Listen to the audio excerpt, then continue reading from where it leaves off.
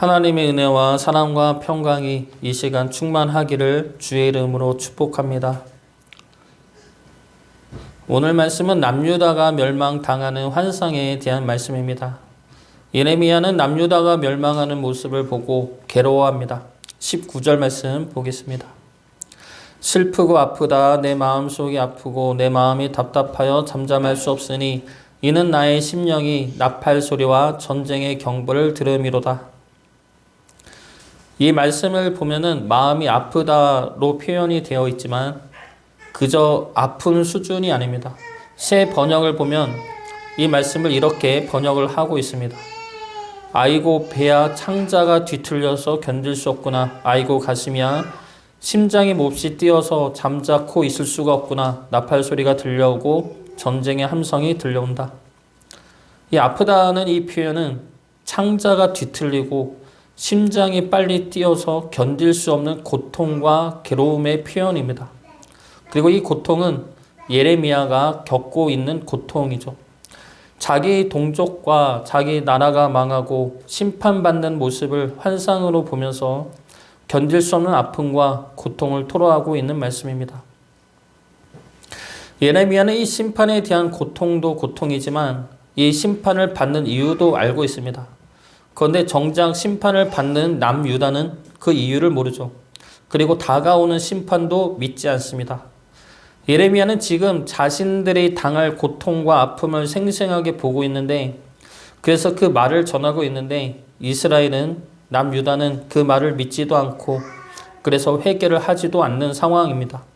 그래서 예레미야의 마음은 더 답답하고 괴롭고 아픈 상황이죠.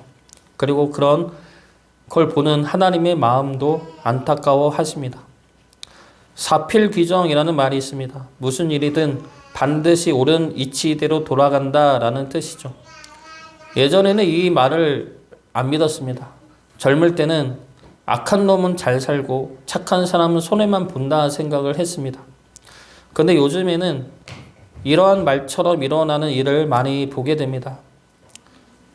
우리 엄마가 다니는 교회 목사님이 진실되게 목회하시는 분입니다. 엄마 말로는 그렇습니다. 그런데 상가 교인이고 교인도 몇 명 없는 작은 교회였습니다. 그런데 그렇게 오랫동안 힘들게 사역을 한 것이죠. 근데 그것이 우리 엄마 보기에는 안쓰러웠는데 작년부터 갑자기 부흥이 된 겁니다. 그래서 엄마가 하는 말이 그렇게 오래 진실되게 사역하다가 때가 되니까 하나님이 크게 쓰신 것 같다고 하는데 이러한 분들이 우리 주변에 많이 있죠. 오래 힘든 상황에서도 진실되게 살아가던 분들이 갑자기 높임을 받게 되는 상황이 오게 됩니다.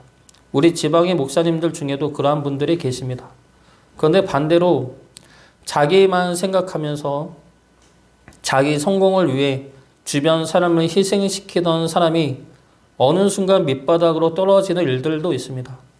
잘 나갈 때는 어떤 누구도 건드릴 수 없을 것 같은 권력과 힘이 있었고 그래서 자기 마음대로 남들을 짓밟았던 분들이 어느 순간 너무 비참한 상황이 되어버리는 것이죠.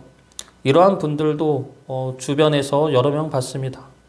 그래서 이런 모습들을 보면서 사람마다 때는 다르지만 하나님의 만지심이 있음을 깨닫게 됩니다. 그러면서 나는 지금 누구 앞에서 살아가고 있는지 하나님 앞에서 살아가고 있는지 세상 속에서 살아가고 있는지를 다시 돌아보게 됩니다. 우리는 하나님 앞에서 살아가는 자들이죠. 지금 잘 나간다고 해서 교만해서도 안 되고 지금 힘들다고 해서 믿음을 저버려서도 안 됩니다. 하나님 앞에서 믿음을 지키며 살아갈 때 하나님은 우리의 하나님이 되셔서 우리를 향한 언약을 지켜내실 것입니다. 오늘 말씀에서 이스라엘은 하나님을 버리고 살아감으로 하나님의 심판을 맞이하게 됩니다. 하나님은 그런 이스라엘의 잘못들이 무엇인지를 22절 말씀에서 가르쳐 주십니다. 22절 말씀 보겠습니다. 내 백성은 나를 알지 못하는 어리석은 자요 지각이 없는 미련한 자식이라. 악을 행하기에는 지각이 있으나 선을 행하기에는 무지하도다. 하나님은 이 말씀에서 이스라엘 백성들, 오늘 말씀에서는 남유다이지만 그냥 이스라엘 하나로 묶어서 이야기를 하겠습니다. 이스라엘 백성들의 잘못이 무엇인지를 세 가지로 말씀하십니다. 먼저는 하나님을 알지 못하는 어리석은 자다라는 것과, 그리고 두 번째는 지각이 없는, 즉 깨달음이 없는 미련한 자식이라는 것과, 마지막 세 번째는 악을 행하기에는 지각이 있으나 선을 행할 때는 무지한 것입니다. 이 세 가지 잘못에 대해 살펴보고 우리는 이러한 잘못을 범하지 않는 주의 참된 백성이 되기를 주의 이름으로 축복합니다. 먼저 이들은 하나님을 알지 못했습니다. 하나님이 빛이 되시고 우리의 삶의 주인 되심을 알지 못했습니다. 23절 말씀 보겠습니다. 보라, 내가 땅을 본즉 혼돈하고 공허하며 하늘에는 빛이 없으며. 이 말씀은 창세기 말씀을 생각나게 하는 말씀이죠. 창세기 1장 2절 말씀입니다. 땅이 혼돈하고 공허하며 흑암의 깊음 위에 있고 하나님의 영은 수면 위에 운행하시니라. 예레미야는 지금 이스라엘, 즉 남유다의 멸망의 모습을 하나님의 창조 이전의 모습으로 표현하고 있습니다. 하나님의 창조 이전의 모습이 무엇입니까? 혼돈과 공허이죠. 그리고 깊음입니다. 혼돈은 자신이 누구인지, 무엇을 위해 살아야 하는지 모르는 것입니다. 무엇이 옳은 것인지, 무엇을 추구하며 살아야 하는지를 몰라서 자신의 욕망대로, 자신의 욕심대로 살아갑니다. 그러나 그렇게 해서 얻은 결과가 무엇입니까? 공허함과 허무이죠. 그리고 그 공허함 밑에는 기쁨이 있습니다. 이 기쁨은 두려움이죠. 죽음에 대한 두려움이고, 파멸에 대한 두려움이고, 심판에 대한 두려움이고, 우리가 어찌할 수 없는 고난과 고통에 대한 두려움입니다. 그런데 이 혼돈과 공허와 기쁨을 하나님이 어떻게 하십니까? 말씀을 주시고 빛을 주십니다. 창세기 1장 3절 말씀입니다. 하나님이 이르시되 빛이 있으라 하시니 빛이 있었고. 하나님은 혼돈과 공허 속에서 세상을 창조하시는데 말씀으로 창조하십니다. 하나님의 말씀은 세상을 창조하는 창조의 말씀이고, 혼돈과 공허를 이기는 질서의 말씀입니다. 그리고 죽음과 파멸에 대한 두려움을 이길 수 있는 빛을 주십니다. 이 빛이 바로 예수 그리스도이죠. 요한복음 1장 1절부터 5절까지 말씀입니다. 태초에 말씀이 계시니라. 이 말씀이 하나님과 함께 계셨으니 이 말씀은 곧 하나님이시니라. 그가 태초에 하나님과 함께 계셨고 만물이 그로 말미암아 지은 바 되었으니 지은 것이 하나도 그가 없이는 된 것이 없느니라. 그 안에 생명이 있었으니 이 생명은 사람들의 빛이라. 빛이 어둠에 비치되 어둠에 깨닫지 못하더라. 정리하면 하나님은 혼돈과 공허 가운데 말씀으로 세상을 창조하시고 깊은 두려움 위에 빛 대신 예수 그리스도를 보내시어 우리를 구원하셨습니다.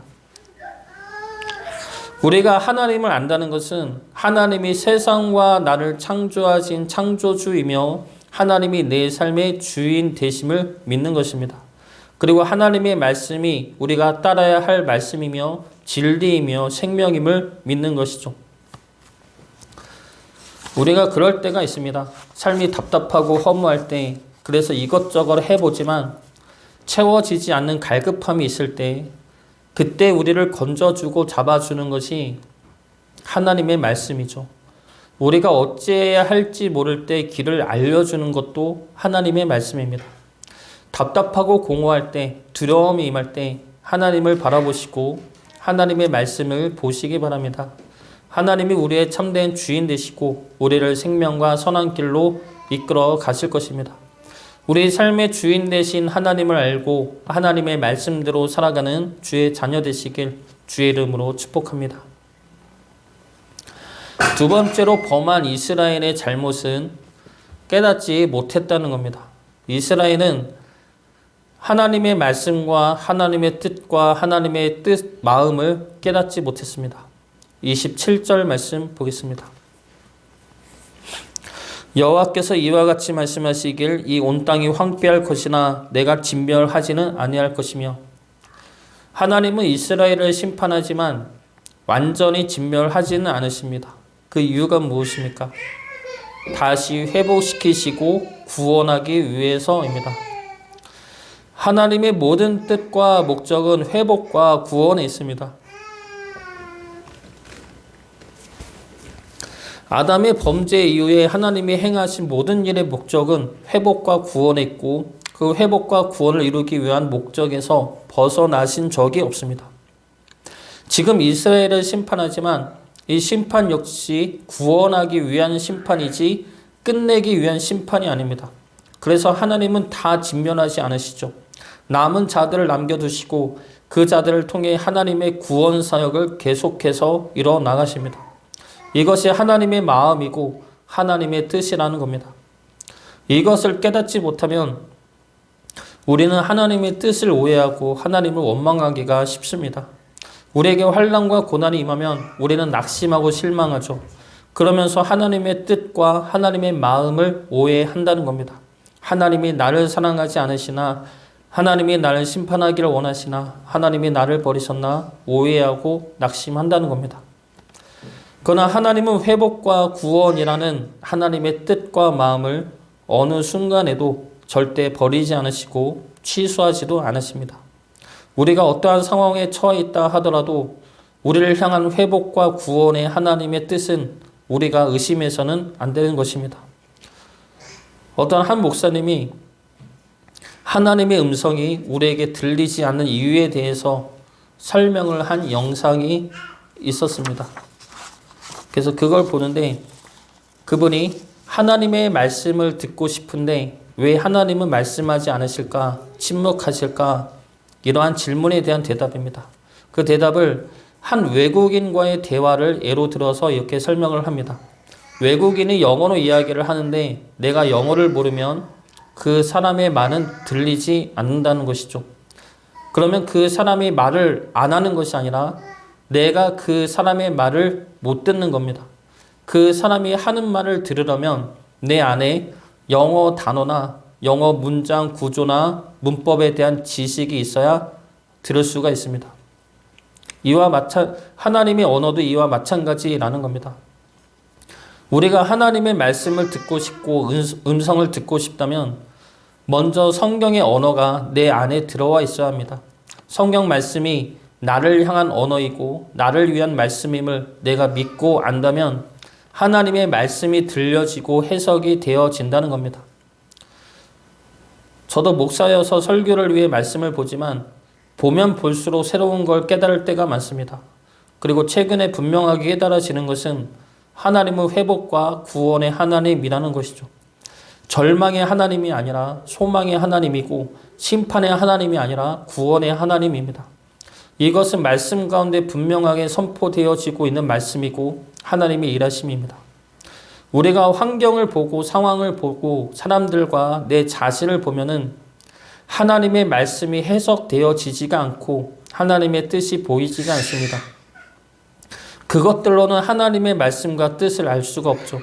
우리가 절망 속에서도 하나님의 말씀을 보고 하나님을 바라볼 때 우리는 하나님의 뜻이 구원과 회복에 있고 생명에 있고 소망에 있다는 것이 들려지고 해석되어지는 겁니다. 우리 안에 성경 말씀이 심겨질 때 우리는 하나님의 뜻과 마음을 더 분명하게 듣게 될 것입니다. 말씀을 묵상하심으로 하나님의 구원의 뜻과 선하신 마음을 깨달아가는 주의 자녀 되시길 주의 이름으로 축복합니다. 마지막으로 이스라엘의 잘못은 선을 행하는 데 무지하다는 겁니다. 30절 말씀 보겠습니다. 멸망을 당한 자여 내가 어떻게 하려느냐. 내가 붉은 옷을 입고 금 장식으로 단장하고 눈을 그려 꾸밀지라도 내가 화장한 것이 헛된 일이라. 연인들이 너를 멸시하여 내 생명을 찾느니라. 이 말씀은 우상을 섬기는 모습을 여인에 비추어 나타내고 있는 말씀입니다. 너가 그렇게 이뻐 보이려고 옷을 입고 꾸며도 그들은 너를 사랑하지 않고 내 생명을 찾을 거다. 그런데도 너는 어떻게 할 거냐 질문하시는 것이죠. 여기서 우상은 하나님을 떠나서 자기 자신을 위해 섬기는 것을 말합니다. 그런데 이 우상은 사탄이 만들어낸 허상이죠. 하와를 속였던 뱀의 거짓말입니다. 하나님을 떠나서 너 마음대로 너 자신을 위해 살라는 이 말대로 이스라엘은 우상을 섬기고 이웃 나라들을 의지했습니다. 그런데 그것이 나를 위한 일인 줄 알았지만 그들은 나를 위하는 자들이 아니라 나의 생명을 빼앗는 자들이었던 겁니다.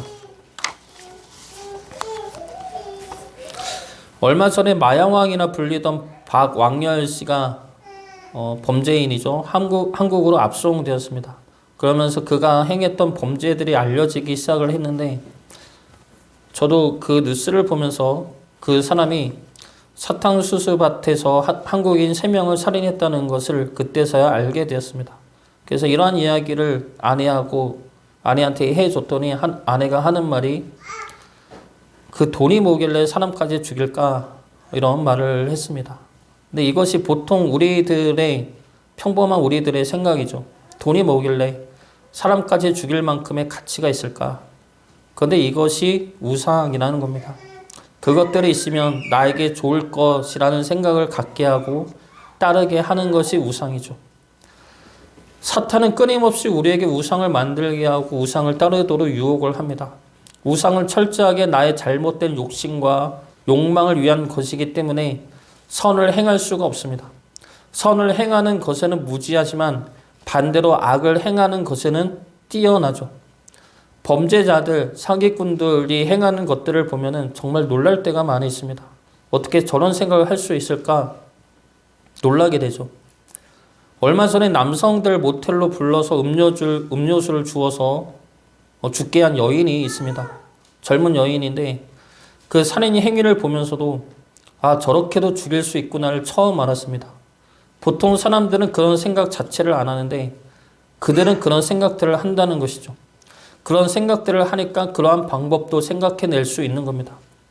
그런데 그들뿐만이 아니라 우리 모두는 어느 정도 이러한 생각들을 할 수가 있습니다. 나를 위한 생각들만 하다 보면은 남들의 희생과 피해와 상처에 대해 생각하지 않죠. 내가 급한데, 내가 중요한데, 내가 상처받았는데 남들을 신경 쓸 겨를이 어디 있겠습니까? 이런 생각들을 가지고 있으면 남들이 죽든 말든 신경 쓰지 않게 된다는 겁니다. 그리고 이러한 생각들을 계속 하다 보면은 우린 선에 대해선 무지하게 되고 악에 대해선 지혜롭게 되어가게 되는 것이죠. 얼마 전에 예찬이 돌 사진을 찍으러 사진관에 갔었는데 그때 예림이가 사진을 찍으면서 몇 번 울었습니다. 처음에 울 때는 예찬이 한복을 고를 때였는데 예림이가 빨간색 한복을 이쁘다고 그 한복을 입히자 했습니다. 근데 제가 그거 말고 강압적으로 하늘색 한복을 입혀서 찍게 했습니다. 그 샘플로 준 사진 한복이 하늘색 한복이라 하늘색으로 한 것이죠. 근데 제가 그때 예림이에게 말을 강하게 해서 그거 안 이뻐 하늘색 할 거야 그랬더니 예림이가 속상해서 울었습니다.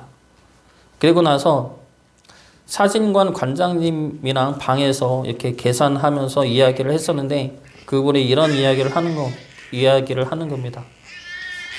아버지는 극 T인 것 같다고. 딸은 예림이는 극 F 같다고. MBTI 이야기를 한 거죠. 성격 유형 검사인데 T는 사고형, 논리형이고 F는 감정형, 공감형 이런 겁니다. 그래서 T는 공감을 잘 못한다는 말이 있죠. 근데 저는 T는 아니고 F인데 그렇게 보여진 겁니다. 근데 관장님이 저에게 T인 것 같다고 이야기한 것은 딸의 마음을 잘 공감해 주지 못한다는 말이죠. 근데 저도 제가 공감을 잘 못하는 것을 알고 있습니다. 딸도 그렇고 남들의 마음도 잘 공감을 못하는 것 같을 때가 많이 있습니다. 근데 어떤 분들은 공감을 잘 하는 분들이 있죠. 우리 교회도 김 권사님 같은 분들은 공감을 엄청 잘합니다. 무슨 남들 이야기를 들어도 같이 울고 막 그러신 분이죠. 그래서 남들 마음이 어떤지 남들이 아파하면 같이 울어주는 분들이 계십니다. 그리고 이런 분들은 그냥 쉽게 지나치는 일들에 대해서도 남들을 위한 배려나 선물이나 이런 것들을 잘 챙겨주시죠. 남을 위하고 공감하고 배려하는 것도 남들을 생각하는 마음이 있어야 하고 생각을 하고 있어야 배려나 선물도 할 수가 있는 겁니다. 나만 생각하면 공감이나 배려를 할 수가 없죠. 선을 행하는 것도 마찬가지입니다. 우리 안에 나만을 위한 생각을 비워내야 합니다. 나를 위해 살라는 사탄의 말을 걷어내야 합니다. 그리고 하나님을 모시고 하나님을 위한 삶을 살기로 결단하고 행할 때 우리는 선에 대해서 지혜로울 수가 있고 깊어질 수가 있습니다. 주님은 우리를 위하여 생명까지 버리셨습니다. 우리가 주님을 믿고 따른다면 주님이 우리에게 행하신 그 사랑의 모습을 우리 또한 보이며 나누며 살아야 할 것입니다. 하나님은 오늘 말씀에서 이스라엘을 향해 세 가지의 잘못을 말씀하십니다. 하나님을 알지 못했고, 하나님의 뜻을 깨닫지 못했고, 선을 행하는데 무지했다 말씀하십니다. 하나님은 우리의 삶과 영혼의 주인 되시며 우리를 향한 하나님의 뜻은 구원과 생명이 있습니다. 그리고 우리에게 원하는 모습은 주님이 보여주신 선한 모습입니다. 주님이 보여주신 모습을 따라 선을 행하며 주의 기쁨과 영광이 되기를 주의 이름으로 축복합니다.